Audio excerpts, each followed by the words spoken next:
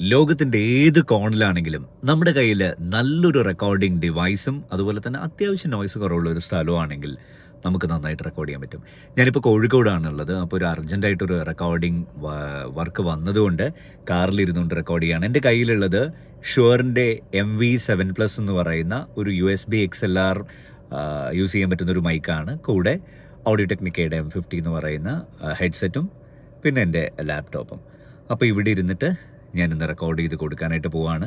നിങ്ങൾക്ക് ഈ പറഞ്ഞ പോലെ ഒരു ഡൈനാമിക് മൈക്ക് ഉണ്ടെങ്കിൽ വീട്ടിലിരുന്നു കൊണ്ട് വലിയ ഇക്കോ ഒന്നും ഇല്ലാത്തൊരു റൂമൊക്കെ ആണെങ്കിൽ നിങ്ങൾക്ക് വീട്ടിലിരുന്നു കൊണ്ടും ഇതേപോലെ റെക്കോർഡ് ചെയ്യാൻ പറ്റും.